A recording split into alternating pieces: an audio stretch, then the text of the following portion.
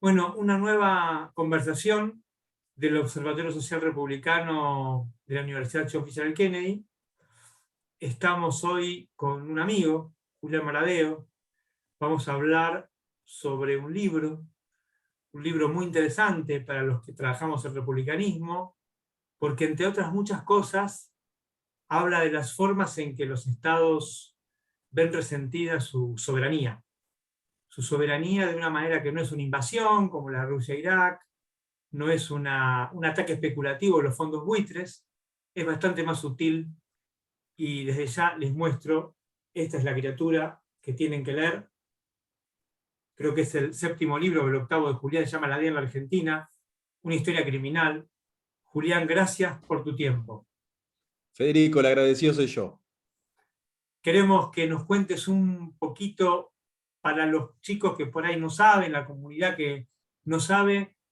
En principio me gustaría que nos cuentes qué es la DEA y que después nos cuentes. Yo deslicé, porque leí el libro, lo vuelvo a recomendar fervientemente, cómo es que estas agencias ingresan a un país y pueden de alguna manera violar su soberanía sin invadirnos con tanques, sin hacer ataques especulativos, sin crear bases. Que nos cuentes un poquito cómo funciona esto. La DEA es la agencia antinarcóticos de Estados Unidos que crea Richard Nixon el 1 de julio de 1973. 2 años antes, el propio Nixon lo que había hecho es, en una declaración pública, declarar la guerra mundial contra las drogas. En el 73 crea la Agencia Antinarcóticos, que todos conocemos por sus siglas DEA, que tiene una particularidad respecto de nuestra región, y es que Argentina, desde el momento cero de la creación de la DEA, tiene una oficina regional. Eso a mí me lleva a una primera pregunta, y es: ¿cómo puede ser que Argentina, que era considerado un país de tránsito, que cuando uno habla con agentes de la DEA en la década del 70 que actuaban en Argentina, reconocen que apenas se incautaba 1 kilo de droga? ¿Por qué tenía una oficina del estatus de regional? Y la respuesta es que en realidad la DEA utilizaba a Argentina en la década del 70 como una base de operaciones ilegal de cara a Bolivia, que era el país que más le interesaba. En ese momento también se daba una particularidad que se extiende hasta el presente. A la DEA le interesa, y a Estados Unidos en particular, le interesa siempre la extradición de sus objetivos. En ese momento, en 1973, Argentina se había convertido desde hacía unos años en un país donde se refugiaban algunos de los integrantes de lo que no se denominaba como cártel, sino como banda, que era la conexión francesa, que fundamentalmente se dedicaba al tráfico de heroína. Y Argentina era parte del tránsito hacia Estados Unidos. Aquí había fundamentalmente 3 personas encabezadas por el francés François Chiappe, a las cuales buscaba Estados Unidos, pero cada vez que solicitaba la extradición, los jueces argentinos se la rechazaban. En el 76, la DEA, luego del golpe del 24 de marzo de 1976, a pocos días, llega a un acuerdo con la dictadura argentina para realizar una extradición de facto. Esto le molesta mucho a la DEA. ¿Por qué? Porque la dictadura argentina se había comprometido a secuestrar a estos 3 perseguidos, a estos 3 buscados por la DEA, y luego de pasar, por ejemplo, por el campo de exterminio La Perla, eh, eh, eh, echarlos del país y obligarlos a elegir como país de destino Estados Unidos, donde tenían causas penales abiertas. Bueno, esto incluso se conoce en la prensa norteamericana Elegir. porque... Sí, ¿sí? No te escuché. Elegir, digo, entre comillas. Claro, por eso, elegir bajo tortura. Y justo cuando eligen Estados Unidos, había un avión de la DEA, un avión de Braniff, que era la línea que utilizaban la DEA y la CIA en ese momento, esperándolos en Ezeiza para llevárselos. Ahora, esto no es una declaración conspiranoide, no es algo propio de las películas, no es un rumor. A esto lo cuenta un agente encubierto de la DEA en Argentina que es Michael Levin. Me lo cuenta a mí en una entrevista. En este momento Levin, ya octogenario, vive en Brooklyn, pero también lo contó en la década del 90 en un libro que utiliza incluso Evo Morales, porque en el libro Levin no solo cuenta lo que hace en Argentina en asociación con la dictadura, en alianza con la dictadura, sino que también cuenta cómo la DEA colabora en el golpe contra Lidia Gayler en Bolivia. Bueno, es el libro para mostrar la injerencia que tuvo la DEA en Bolivia, que utilizó Evo Morales en 2006, en el momento que estaba echando a la DEA por haber colaborado en el intento de golpe de Estado. ¿De qué manera la DEA coopta diferentes agencias estatales, funcionarios, jueces, fiscales, jefes de policías, jefes de gendarmería, aduana, fundamentalmente sobre la base de recursos, pero también sobre la base de impulsar la carrera, por ejemplo, de jueces, y luego si querés damos ejemplos puntuales para que no se vuelva muy abstracto, por ejemplo, a través de los tours judiciales. Eso es Y a su vez interesantísimo, porque eso a mí me roza de cerca. Escuché muchas historias de estas, y me gustaría que expliques con detenimiento, porque vos lo conocés muy bien, y por ahí le das lo tomás como un dato más, pero es muy interesante que expliques un poquito esto de los tours judiciales, de la transferencia de tecnología, los diferentes recursos que se utilizan para penetrar, porque son como taladros que van penetrando las paredes del Estado. Por esos taladros penetran intereses que no son los de la Constitución, que no son los nuestros, y que de alguna manera hacen que la voluntad del Estado argentino aparezca colonizada por otros intereses. Por eso, este mecanismo, si lo puedes explicar, Julián, en el libro, repito, está mágicamente explicado, pero si lo puedes explicar ahora, cómo son estas pequeñas sutilezas de los tours, de los cursos, de las herramientas de tecnología, incluso del dinero, de los apoyos políticos, porque son cosas muy, muy interesantes que hacen que la vida de todos nosotros sea un poco peor. A mí, si un valor tiene el libro, que tiene muchos, me parece que es interesantísimo. Esto no es una cuestión, como decís vos, de Netflix, de paranoia, sino que estas cosas hacen que nosotros vivamos mucho peor, que esto afecta a la vida del hombre de a pie, digamos, la vida de todos nosotros. Por eso es interesante que nos cuentes por qué mecanismos a veces el Estado argentino o los funcionarios dejan de ser leales a la Constitución y pasan a ser leales a otros poderes. E incluso no solo que afecta al ciudadano de a pie, sino que las contrapartes locales, funcionarios, jueces, fiscales, jefes de policía, gendarmes, están al tanto de que están siendo cooptados. Por ejemplo, lo entrevisté en su momento a quien fue el primer jefe de la Cedronar, Alberto Lestelle, que él mismo admite en la entrevista, fue el jefe de la Cedronar entre el 91 y el 95, que él trabajaba hombro con hombro con la DEA. ¿Por qué? La DEA lo primero que hizo fue identificar en la década del 80 que él era una de las personas interesadas en adoptar la perspectiva norteamericana sobre cómo se debía abordar todo lo relacionado tanto desde la salud como desde la parte policial, y entonces se lo llevan a Estados Unidos durante un mes, lo llevan a recorrer diferentes instalaciones, no solamente de la DEA,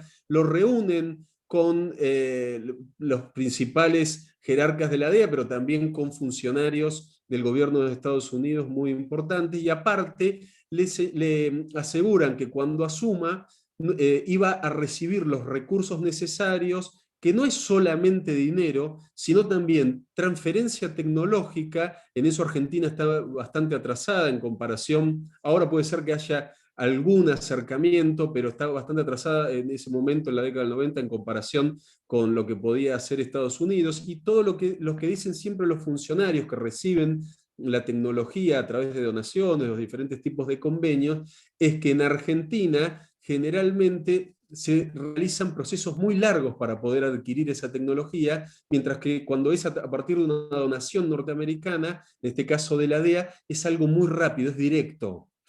La particularidad que ha ido tomando la DEA es que antes, por ejemplo, el primer convenio que yo identifico es de la DEA con Alfonsín. Alfonsín recibe, mejor dicho, el gobierno de Alfonsín recibe recursos para las policías, para las fuerzas federales de seguridad, y a su vez se compromete cada 6 meses a rendirle cuentas a la DEA sobre qué avances tenía en la materia. A partir de ese momento, ya no solamente es la administración federal, sino que la DEA se da cuenta que como los diferentes gobiernos tienen una tonalidad distinta en su relación con la embajada norteamericana y sus múltiples agencias, entre esas la DEA, lo que empieza a hacer es trabajar un vínculo con las diferentes administraciones provinciales. Esto comienza en la década del 80 y no para hasta el presente. ¿Por qué? Voy a dar un ejemplo puntual.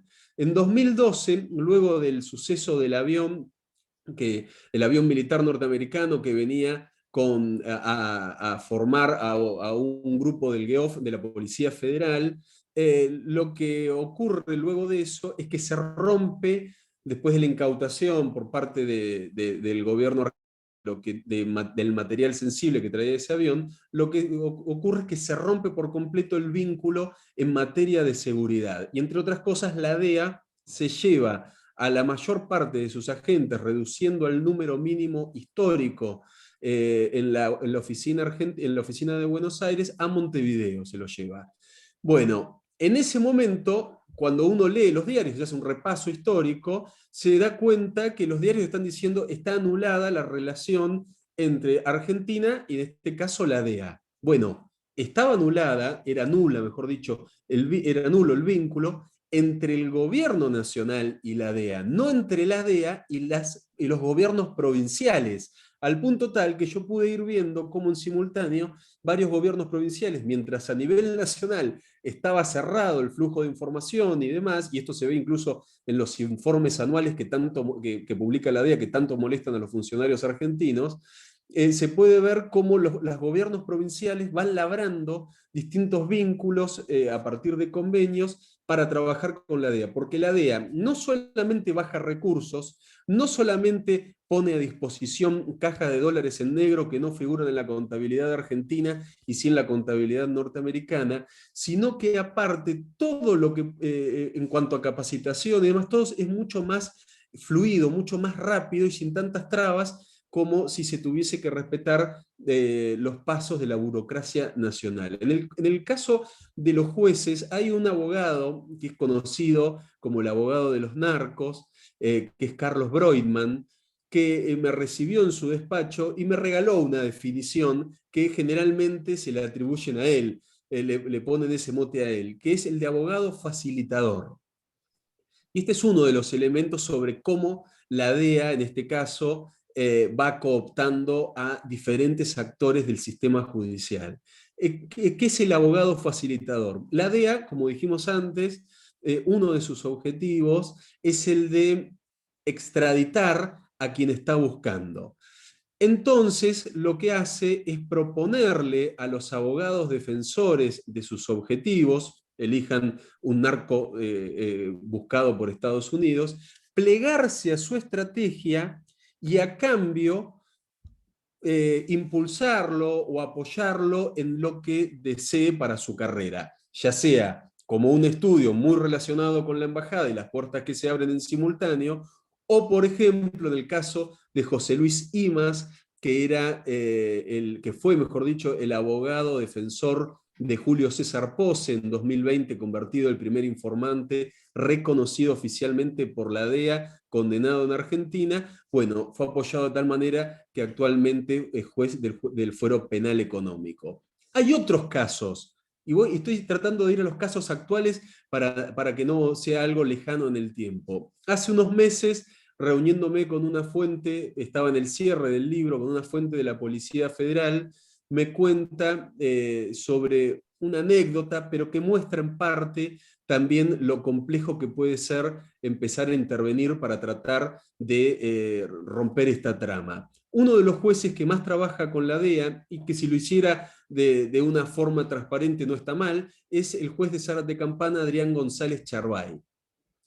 Esta fuente de las fuerzas de la Policía Federal me cuenta que el año pasado estaban en un caso de narcotráfico en el cual los objetivos eran narcotraficantes italianos, y que el expediente estaba en el juzgado de González Charbay. Cuando le solicitan información al juez para poder profundizar en la investigación, el juez les dice que para que no haya riesgo de que se filtre la información, no se las iba a compartir. Meses después, a ese comisario de la Policía Federal le llega un mail del juez González Charbay en el cual le cuenta detalladamente todo lo que consta en esa investigación. La particularidad era que el mail estaba dirigido a un agente de la DEA, solo que por error eligió a un destinatario incorrecto. Increíble. Los viajes, los recursos, la información son parte de los elementos que utiliza la DEA para fortalecer esta trama. Y hay un elemento más, porque si hay algo, un resquicio por el que se cuela la DEA es a través de las flaquezas que tiene la política de inteligencia criminal argentina. Y voy a un caso de hace 3 años. Hoy uno de los cárteles que más preocupa al NEA argentino es el cártel de Sao Paulo, Primer Comando Capital. Había rumores de que estaba empezando a tener una inserción directa y orgánica en Misiones. Todos saben, quienes están en la temática, que sí está comprobado de que el PCC, el Primer Comando Capital, está operando en Asunción, en Paraguay, donde la DEA trabaja en territorio incluso, asociado con el gobierno paraguayo. Bueno, en ese momento lo que hace la Procunar, al mando de Diego Iglesias, es solicitar información a la Agencia Federal de Inteligencia, a la AFI, para que les devuelvan un informe de inteligencia sobre si efectivamente el Primer Comando Capital estaba entrando por Misiones o era un eslabón perdido y suelto que estaba por allí. Le devuelve la AFI un informe sobre la base de Google. No había ningún informe de inteligencia, había un googleo. Claro. Entonces, la Procunar se lo solicita a la DEA y ahí le devuelven un informe sobre la base de lo que es la estructura global de inteligencia que tiene el gobierno norteamericano y la DEA en particular. Bueno, estos son varios de los elementos a través de los cuales no solamente hay que enfocar qué hace la DEA, sino qué le permiten hacer sus contrapartes locales. Claro. Eso sí, muy interesante. Vos contás en el libro, primero es muy interesante esta historia del mapa relacional, ¿no? No hay ni bases, no hay ni edificios, no hay tanques, no hay bombas, sino que son relaciones que se van construyendo, que son aceitadas por prestaciones materiales, tecnología, dinero, prestigio, apoyo político, lo que fuere, y ese mapa de relaciones, si yo entendí bien, se desparrama por la Argentina y tiene un nivel de compromiso que es informal, porque no está escrito en ninguna parte, no hay un contrato, pero es muy fuerte. Tan fuerte es que vos contás en el libro que a veces los funcionarios argentinos, aun cuando están trabajando de funcionarios, tienen una información sensible y escogen primero contárselo a la agencia norteamericana que a las autoridades a las que ellos, las autoridades para las que ellos trabajan, al Estado para el que ellos trabajan. Puede ser un juez, un fiscal, un policía, un ministro, digamos, tiene una información y debe, de acuerdo al procedimiento, hacer A. Sin embargo, vos contás en el libro y documentás, además, no es que lo contás, documentás cómo se elige un camino diverso, que es primero priorizar los intereses derivados de esos compromisos informales, que no están firmados, pero son tan fuertes, antes que el compromiso legal, digamos, que es ser leal a quien como mínimo te paga el sueldo. Es así, ¿verdad? Exactamente, tanto a nivel de los funcionarios, a nivel de los jueces, como lo acabo de reseñar, pero por otro lado, los propios policías argentinos me enseñaron que durante muchos años distintos agentes de la Policía Federal, fundamentalmente del área de drogas peligrosas, cuando obtienen un dato de manera irregular, eligen a la DEA para blanquearlo, porque la DEA lo que hace es emitir una nota, en Está todo caso bueno al eso que lo juzgado. expliques, está bueno, perdón que lo expliques bien. Un dato irregular, ¿qué hace un policía? Tiene varios caminos pero ¿qué camino escoge? Está bueno esto. Un policía va por la calle, habla con gente y regularmente consigue una información, que puede ser robándole el WhatsApp a alguien, por ejemplo. Consigue una información ilegal. Exactamente. ¿Qué hace? Y lo que hace es elegir a la DEA para blanquear el dato.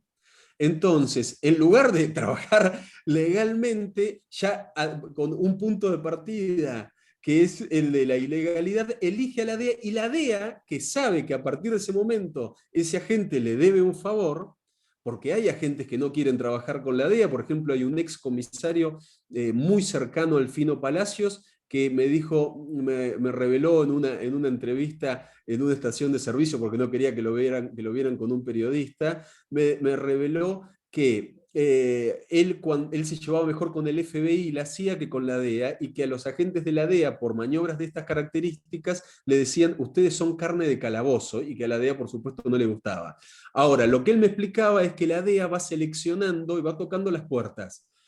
Algunos se la abren, otros se la cierran. A quienes se la abren les proponen todo lo que charlamos, viajes, recursos, información para que se puedan lucir, y a su vez juegan este juego en el cual no solamente son ellos quienes utilizan a los funcionarios, a los policías, a los jueces y a los fiscales, sino que en muchas circunstancias crean esta ficción en las que parece ser utilizados en función de tener este juego de ida y vuelta de favores, como por ejemplo ser utilizados para blanquear un dato.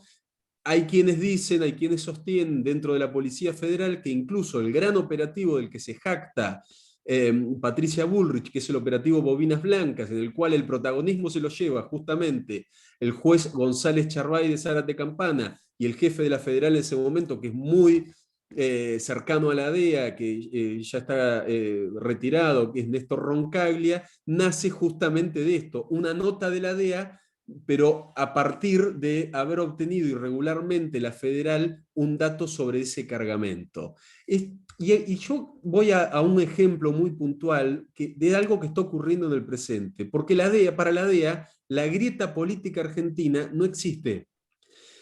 Por ejemplo, en 2017, bajo resolución de la ministra Patricia Bullrich, en ese momento a cargo del Ministerio de Seguridad, se crea como el sueño, el gran sueño de la DEA en Argentina. La DEA siempre se quejó de la rivalidad, de los celos entre las fuerzas de seguridad, tanto federales como provinciales. Entonces Bullrich crea los grupos operativos conjuntos. ¿Qué son?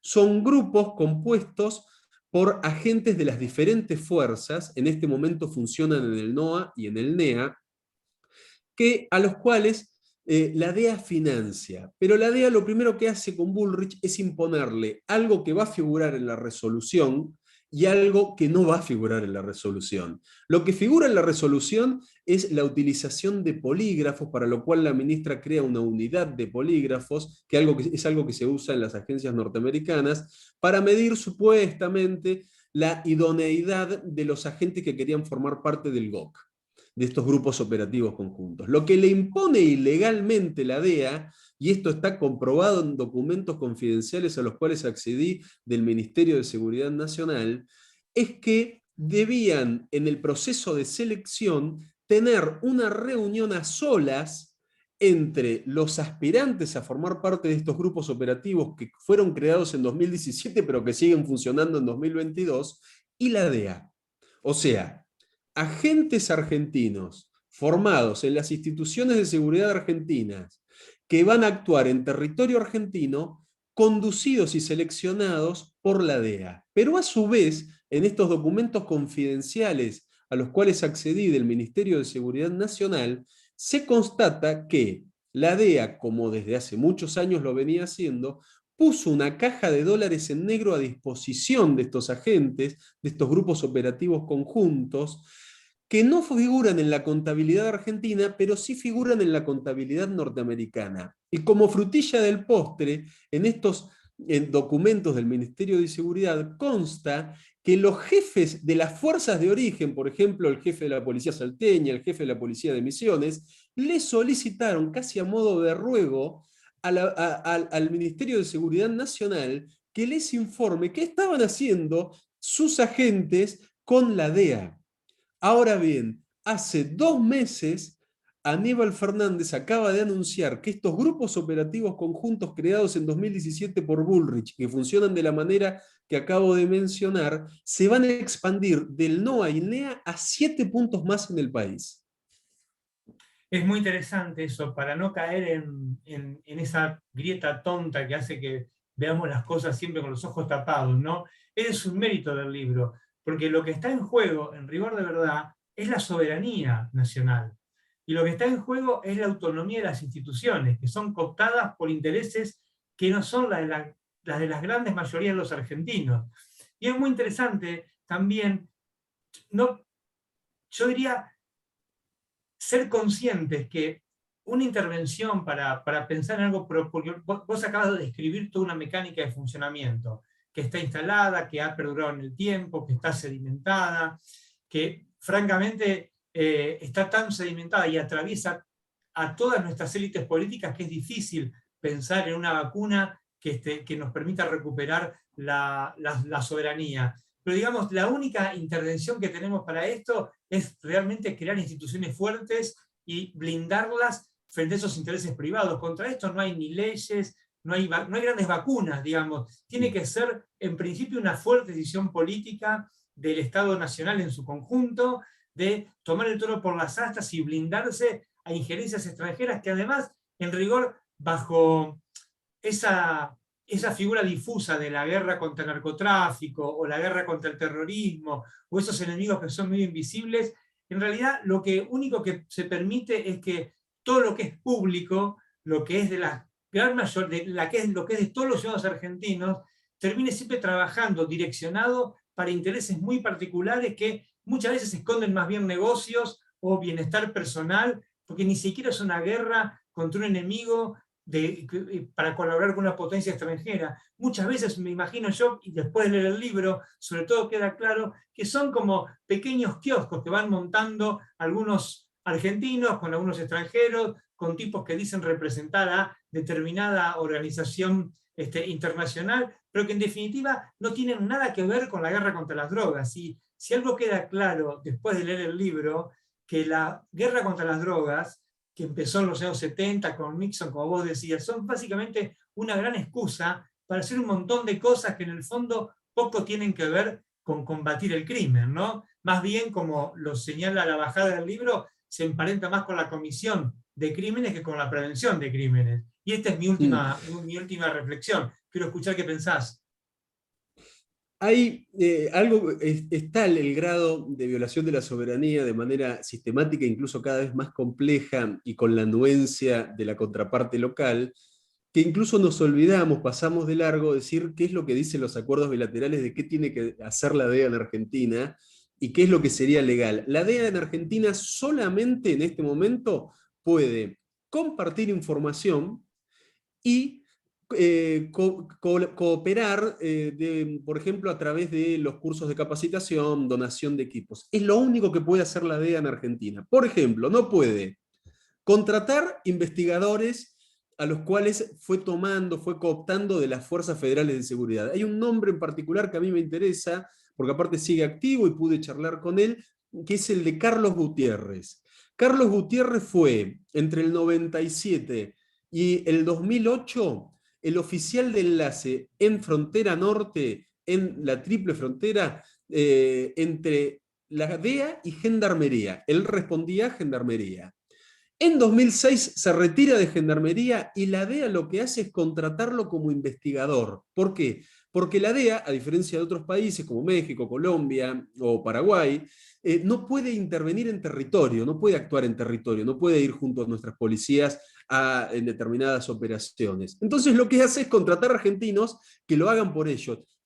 Es tan grave que Gutiérrez no solo me lo admite a mí en la entrevista y me cuenta toda la mecánica de la cooptación a través del dinero, sino que también lo dice, lo testimonia en la causa en la cual mencioné que Julio César Pose se convierte en el primer informante reconocido oficialmente por la DEA condenado en Argentina en 2020, no en 1989. No es Carlos Sabiñón Belgrano en la Operación Langostinos, que estuvo a punto de ser el primero, sino es en octubre de 2020, al punto tal de que cuando Pose se convierte, cuando Pose es condenado, en ese momento sale una nota Clarín de una prestigiosa periodista que es Virginia Messi, en la cual señala que Pose es considerado por muchos la verdadera morsa en relación al triple crimen de General Rodríguez. Y lo que hace Alberto Fernández, el presidente de la Nación, es tuitear esa nota y enfocar en eso como una respuesta a Clarín y intentando señalar que había sido perjudicado Aníbal Fernández en las elecciones de 2015. Entonces, otra vez la grieta. Nunca se dio cuenta Alberto Fernández que lo que realmente demostraba la condena de Pose era el accionar de la DEA en Argentina. Y déjame que cierre con un ejemplo que para mí explica hasta dónde ingresa el cuchillo de la DEA en Argentina, que es hasta detalles muy chiquititos. Poco antes de cerrar el libro, me llama un policía jujeño que había sido durante varios años jefe del área de drogas peligrosas de la policía de Jujuy, para contarme una anécdota que había recordado y que muestra a la perfección cómo también la cooptación está en los detalles. Este policía me cuenta, la policía jujeña, como la mayoría de las policías provinciales, no tiene recursos ni económicos ni tecnológicos para enfrentar el narcotráfico. Entonces se hacen acuerdos con la DEA, en el cual la DEA simula tener interés en la problemática local, cuando a la DEA lo único que le interesa es todo lo que pueda afectar a Estados Unidos, a pesar de que los gobernantes provinciales hagan acuerdos permanentemente, más que nada como un acto político y no como algo que efectivamente vaya a cambiar la realidad. Bueno, el policía me cuenta que en 2017 los habían invitado a él y a 3 integrantes más del área de drogas peligrosas de la policía de Jujuy a un curso de capacitación en un hotel 5 estrellas en Buenos Aires.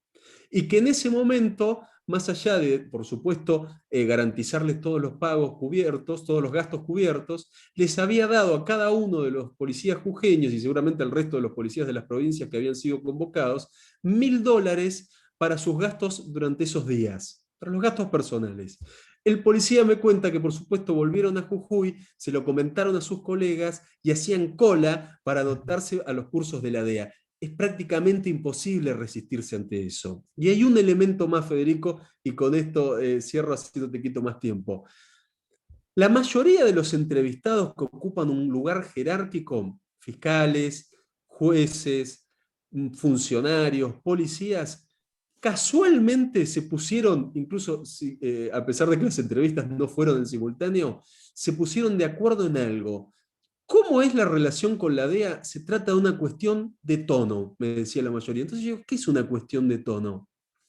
Y es que cada uno que le abre la puerta a un agente de la DEA que llega a través de los representantes locales, que son quienes le van señalando con quienes deben reunirse, cada uno de los que les abre la puerta decide la discrecionalidad y el rigor, si se acota, si se restringe a la ley o si no, en función de ese vínculo discrecional. O sea, es el mano a mano el que marca Tremendo, hasta dónde van a permitir que la DEA haga o deshaga según su antojo. tremendo. Julián, se nos termina el tiempo, quedaríamos horas charlando sobre esto.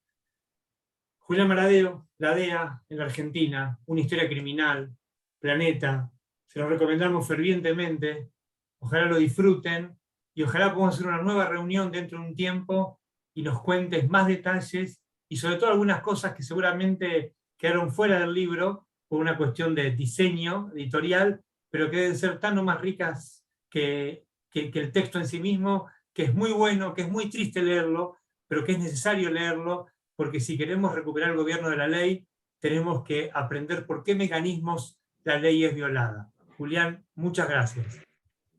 Federico, el agradecido soy yo y a disposición.